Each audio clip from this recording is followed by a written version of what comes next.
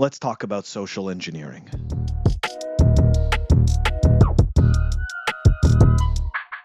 Once that's done. Oh, I have one quick question, Caleb.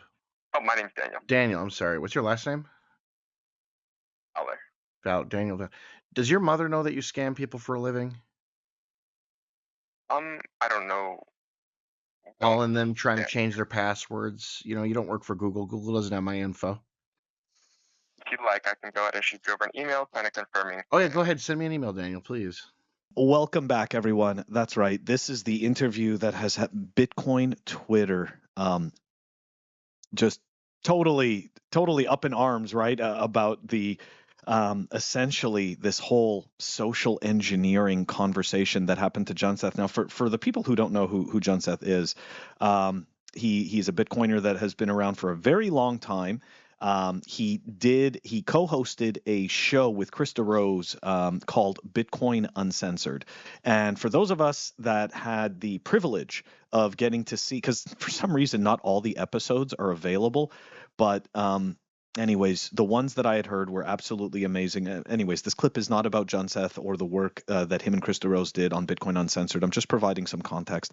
So somehow Junseth ended up on a list, right, of essentially scammers, right? Like some scammers list that these people paid for, okay? And so he got called to essentially fish information from him and steal as much of his quote unquote crypto as they possibly could. Now, for Bitcoiners or just people that are new to the space that may not be aware, social engineering is not new. Okay, social engineering is actually very old. And anytime we talk about this, I always like to bring up possibly the most famous social engineer in history. Okay, and I suggest everybody, at the very least, read a summary of his book. Do yourself a favor and just to see if it's something that would interest you. His name is Kevin Mitnick, and the book he wrote is called The Art of Deception. This was one of the first books I ever read about social engineering, and I want people to keep in mind when you think of social engineers now, you're thinking of a little bit more sophisticated things. You're thinking of emails. You're thinking of people, using voice changers, phony documents and stuff like that. The style of social engineering that Kevin Mitnick did was done with nothing more in some cases than a telephone, and in some cases using a payphone right outside of a bank. And he would create scenarios where he could walk into the bank and the bank teller would hand him bags of cash and he would walk out. Okay, so just to give you an idea of the sophistication that can happen. Now, of course, we fast forward this into the digital space, and no longer do you have to walk into a bank.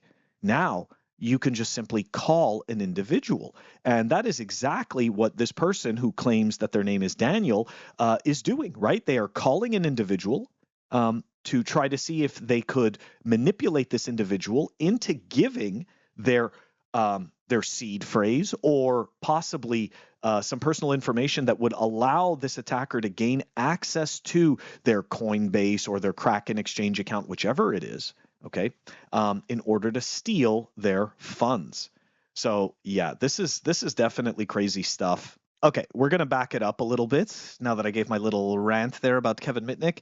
We're going to back it up. Here we go. This is how I actually stumbled into this to begin with, right? Was this tweet that came across my timeline from Very Small Claims. I impromptu interviewed a social engineering hacker. Apparently, the 13-year-old kid who owns the name Coinbase in Minecraft is one of these guys. Oh, and Swan, apparently you have a giant withdrawal awaiting verification, and it's going to some hackers. So just an update on that. Corey from Swan, the CEO of Swan, actually responded back and explained that, yeah, they caught the transfer and they stopped it. So that's pretty good. Now, I do want to point out something else, which Fractal Encrypt made a comment on, right? Because and again, the link to this audio is going to be in the show notes. If you guys want to check out the whole thing, it's only 35 minutes. I strongly suggest that you listen to this. Whether or not this person, this scammer, is full of it or embellishing their story, it is still worth the listen. Okay. So here's what Fractal Encrypt said. This guy called John Seth and told him he doesn't call people with less than 500K in Bitcoin. Okay, and if you listen to this interview, you'll see that these people are paying like $200,000 for a database of leads, and the database of leads that they're paying for claim to be of prominent or wealthy people, essentially claiming that none of these people have less than $500,000 in. Here it says Bitcoin, but it's also in quote unquote crypto, so very, very interesting. Like, how did they get that information? How are they pulling together those leads? Anyways, okay, let's continue back here. Let's continue back because look, it's not, the hacker outlines how they steal information to hack your Kraken, to hack your Coinbase. Okay, but I'm going to play a snippet right here where essentially somebody provided their public key, okay, because they were duped into believing that the IRS needed it for taxes.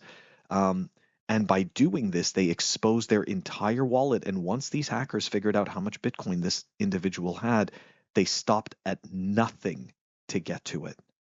We hit the whatever, it was 13 Bitcoin. The treasure thief. Oh, that's wow. I wish I got paid more though. Unfortunately, I had to give my friend a larger cut because my friend wasn't home, so I'd have someone else call him. He hacked his Gmail. So I only got like literally 5 different people. We all set it up. So I called him for the Gmail. Then my friend called him for the Kraken, hacked his Kraken, paid from his Kraken, and told him that it just placed on a 48-hour lock, blah, blah. He's going to receive the money in 48 hours.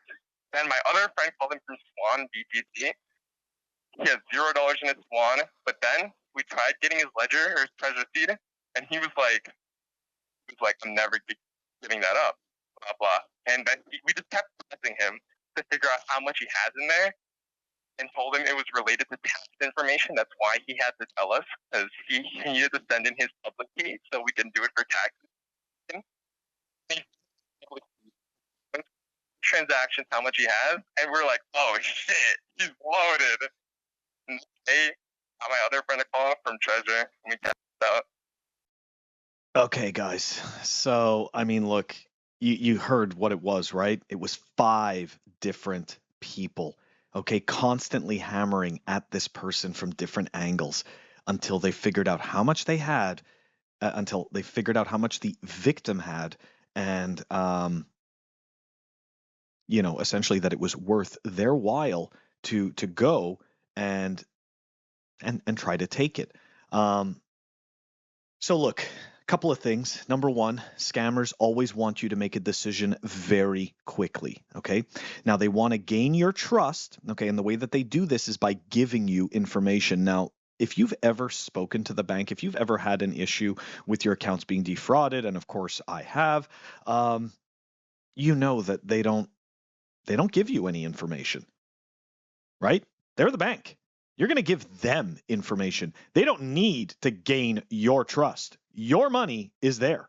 Okay. So that's one of the red flags, right? Is that they're giving you information because they're trying to gain your trust so that you give them the information that they need. Okay. That's already one of the red flags. Okay. And the other thing, like I said, is that they need you to make a decision very quickly. And the third thing is that they're going to play on fear and greed. Fear that you are going to lose what you have, and greed that you are going to do what it takes in order to keep what's yours. Okay. So you have to imagine this. If in a split second you could lose all of your Bitcoin, then it is worth it for you to take the time that you need to figure out what is going on. Now, I definitely have had information stolen from me. I have had hackers call me and pretend to be the bank that I am a member of. So one thing I did to mitigate that is that I actually called the bank through their app. right? So I didn't download any new app or something like that. It was just the app I had always used, but I actually initiated a conversation with them through the app. And of course, once I did that, they were like, no, we haven't been trying to contact you at all. So there was that aspect of it. And again, the reason why I did this was because, okay, was because they were giving, when these hackers called me, they were giving me information, and that immediately threw up a red flag. I already know that financial institutions don't give you information. So right there, I was on alert. Okay. And the other thing that happened, which was really strange, is that they told me that my online account had been hacked, right? So the online login, but I already knew that that wasn't possible because I had never given this information to anybody. And not only that, but I get notifications for suspicious logins. So it's like none of this stuff made sense. Anyways, my point is that social engineers are going to use a combination of those three things, right? They're going to want you to make a decision very quickly. They're going to play on the oscillating fear and greed, and they are going to try to gain your trust. I mentioned Kevin Mitnick, and I mentioned his book. Okay, now of course the good thing is that he has an awesome website, which will be in the show notes, right? And here we go. It's called Mitnick Security because, of course, right? What do you guys think happened? He's the best social engineer in history. Okay, he socially engineered banks out of millions of dollars. Okay, with a fucking payphone. All right, like try to beat that. Anyways, so of course, right, the authorities, when they caught him, like, yeah, you're bad. Yeah, you're doing bad things, but man, do we want to know how you do it. So anyways, yeah, he definitely he definitely got, I wouldn't say a pardon, right? But let's just say that government agencies were very interested in how this gentleman thinks and how he does what he does. So there's a company, Mitnick Security, that he started, the Global Ghost Team, which is very cool. And one of the links they have on their site is the history of social engineering. And I strongly suggest that everybody take a look at this. At least glance through it, and at the very least, go to Chapter 4 and go through the common social engineering tactics, and Chapter 7, how to avoid social engineering scams.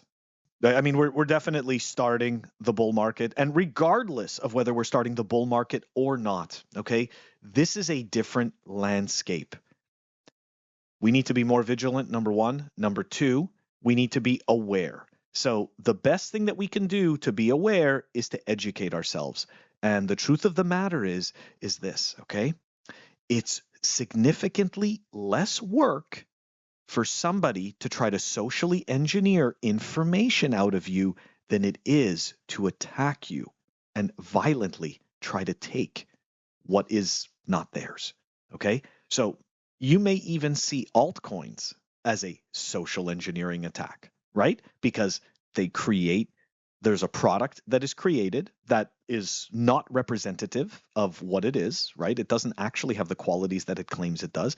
And then you hand the creator of this product your Bitcoin, and in the end, they give you a worthless shitcoin. Now, of course, somebody can argue that, okay, that's not the purest form of social engineering, but I think it is a form of it. So, guys, the grifters, they never left.